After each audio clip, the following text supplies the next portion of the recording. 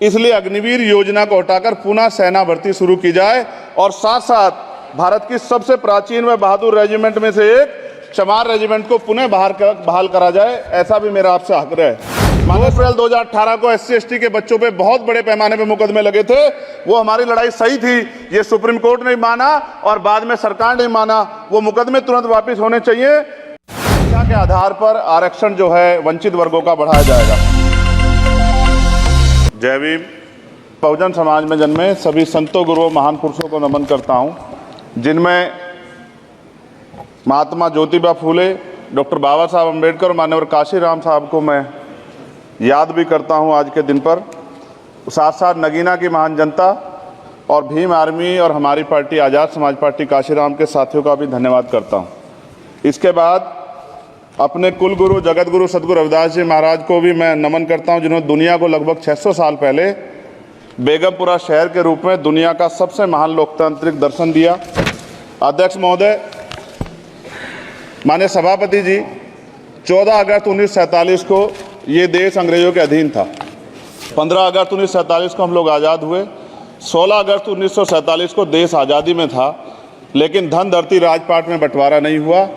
जो साधन संसाधन थे उनमें बंटवारा सही रूप से न होने के कारण एक बहुत बड़ी आबादी सुविधाओं से वंचित और सम्मान से वंचित रह गई। उनको सम्मान देने के लिए और अंतिम व्यक्ति तक सुविधाएं पहुंचे, इसके लिए लोकतंत्र की व्यवस्था हुई। लेकिन आज़ादी के 70 साल बाद भी हम कहाँ खड़े हैं, इस पर ये चिंता का विषय है। मैं मानता हूं कि सामाजिक न्याय तभी होगा माननीय सभापति जी, जब जातीय जनगणना पूरी होगी और जातीय जनगणना कराई जाएगी और साथ साथ संख्या के आधार पर आरक्षण जो है वंचित वर्गों का बढ़ाया जाएगा। उसके साथ साथ जब राष्ट्रपति जी अभिभाषण पे बात रख रही थी तो उन्होंने शहरी और ग्रामीण क्षेत्रों के विकास की बात कही और ये भी कहा कि दुनिया में सबसे उत्तम शहर हमारे यहाँ बने। लेकिन माननीय सभापति जी, 70% आबादी तो गांव में निवास करती है, तो गांव की आबादी के बारे में भी सोचना होगा कि उनका जीवन कैसे बदले।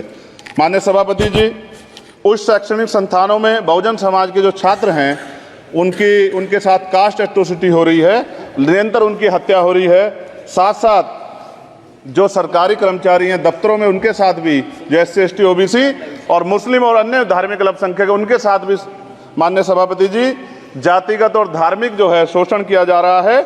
इसलिए मेरी मांग भी है कि पुरानी पेंशन को भी अध्यक्ष जी बहाल किया जाए। जो कर्मचारी देश की सेवा में लगे हैं उनका भी सम्मान होना चाहिए।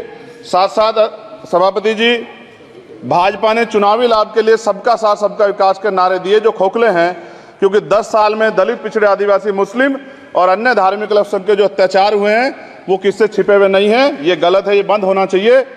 सभापति महोदय जी, महामहिम राष्ट्रपति जी के अभिभाषण में निजी क्षेत्रों में SC/ST OBC को रिजर्वेशन देने का कोई उल्लेख नहीं हुआ है, जो कि आज चर्चा का विषय, क्योंकि 98% प्राइवेट सेक्टर है, 2% सरकारी सेक्टर है, तो 98% प्राइवेट सेक्टर में भी हमारी हिस्सेदारी की बात होनी चाहिए।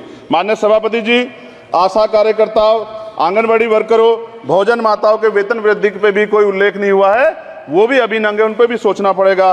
माननीय सभापति जी, जिस क्षेत्र से मैं चुन के आऊँ नगीना से, वो बहुत पिछड़ा क्षेत्र है। उस क्षेत्र में कोई विशेष आर्थिक पैकेज नहीं दिया गया, रोजगार की सेवाएं नहीं है, नौजवान पलायन करता है। IIT, IIM, एम्स, केंद्रीय विद्यालय आदि शिक्षा में और चिकित्सा संस्थानों की स्थापना होनी चाहिए, जो कि नहीं है। और माननीय सभापति जी, मानसून सत्र आ गया है, मेरा क्षेत्र बाढ़ से बहुत प्रभावित है, इसलिए मैं आपसे आग्रह करूंगा कि वहां के लोगों को बाढ़ से निजात दिलाई जाए। माननीय सभापति जी, चीन हमें आंख दिखा रहा है और लगातार हमारे देश की सीमाओं में घुसपैठ कर रहा है। इसलिए अग्निवीर योजना को हटाकर पुनः सेना भर्ती शुरू की जाए और साथ साथ भारत की सबसे प्राचीन व बहादुर रेजिमेंट में से एक चमार रेजिमेंट को पुनः बहाल करा जाए, ऐसा भी मेरा आपसे आग्रह है। माननीय सभापति जी, पिछले सारे प्रधानमंत्रियों ने मिलकर जितना कर्ज लिया है उससे दुगना कर्ज हमारे वर्तमान के प्रधानमंत्री जी ने लिया है। किसान अगर अपना कर्ज माफ कराने के लिए जाता है तो लाठी झेलनी पड़ती है, जबकि सरकार ने धन्ना सेठों का 15 लाख करोड़ रुपया माफ किया है। इस ओर हमें ध्यान देना पड़ेगा, हमारी आने वाली पीढ़ियों को ये कर्ज चुकाना पड़ेगा। माननीय सभापति महोदय जी, किसानों को MSP की लीगल गारंटी तथा किसानों का कर्ज माफ होना चाहिए। साथ साथ 2 अप्रैल 2018 को SC/ST के बच्चों पे बहुत बड़े पैमाने पे मुकदमे लगे थे। वो हमारी लड़ाई सही थी, ये सुप्रीम कोर्ट ने माना और बाद में सरकार ने माना। वो मुकदमे तुरंत वापिस होने चाहिए। माननीय सभापति जी, प्रेस जो है उस पर भी शिकंजा कसा जा रहा है।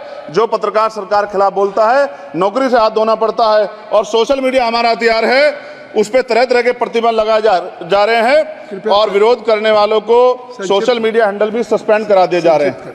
साथ साथ सभापति जी, पेपर लीक और परीक्षाओं के कैंसिल होने से देश के नौजवानों का भविष्य खतरे में है। नीट, यूपी सिपाही भर्ती सभापति जी और 69,000 शिक्षक भर्ती में आरक्षण घोटाला हुआ है, कोई पूछने वाला नहीं, खून के आंसू रो रहे हैं बच्चे, बेरोजगारी का दंश युवा झेल रहे हैं। इसलिए मेरा आग्रह है कि युवाओं के लिए कृपया समाप्त करें चंद्रशेखर। माननीय सभापति जी, मैं पहली बार बोल रहा हूं, आप कहेंगे मैं बैठ जाऊंगा, मैं आपकी बात, मैं संवैधानिक मर्यादा का पालन करूंगा, मगर हम तो माननीय सभापति जी सुन ही रहे हैं। आप बोलिए, 1 मिनट। धन्यवाद एक मिनट और बोलिए। अध्यक्ष सभापति जी, नारी सम्मान की बात करने वाली सरकार, हमने मणिपुर देखा सर, हमने पहलवान बेटियों का हर्ष देखा सर, और हमने सर हाथरस की बेटी का हर्ष देखा सर, और हाथरस के परिवार को जो वादा किया था सरकार ने वो भी पूरा नहीं किया। और महिलाओं में भी, स्पेशली दलित, पिछड़े और मुस्लिम वर्ग की, आदिवासी वर्ग की महिलाओं के साथ आज भी एनसीआरबी का डाटा कहता है सर जो जुल्म हो रहा है वो सहनीय नहीं है सर। साथ साथ कोविड में तैरती, हमने कोविड में बहुत सुना सर, कोविड में तैरती लाशें भी गंगा में हमने देखी है सर, और मजदूरों का हाल भी हमने देखा है। सभापति जी, बस सब समाप्त कर रहा हूं। नोटबंदी पे छोटे मजले उद्योग की जो कमर टूटी वो भी हमने देखी है। सभापति जी, शैक्षणिक संस्थानों, विश्वविद्यालयों में, चिकित्सा संस्थानों में ओबीसी एसटी के योग्य अभ्यर्थी को एनएफएस करके जिस तरह निकाला जा रहा है, लेटरल एंट्री करके जिस तरह हमारे रास्ते बंद किए जा रहे, ये भी हम देख रहे हैं सभापति जी। साथ साथ मेरा ये कहना है सर, ये सबका इशू है कि प्राइवेट कर्मचारी सर और सरकारी भी कई जगह पे 8 से ज्यादा घंटों से काम करते हैं, और उनको जो सर उचित वेतन भी नहीं मिलता, तो न्यूनतम वेतन 20,000 रुपए तय हो और 24 घंटे की ड्यूटी। उदाहरण के तौर पे यूपी पुलिस सर बहुत पूरा काम करते हैं वो लोग, वो राज्य के विषय हैं। आप यहाँ सर मैं आपके राज्य सरकार के लिए भी आपके संज्ञान में डाल रहा हूँ विषय सर। पुलिस सब जगह है सर, लेकिन सवाल ये है सर, बहुत पसीना बातें हैं, 8 घंटे की ड्यूटी और वेतन विसंगति, बॉर्डर स्कीम से उनको जो बाहर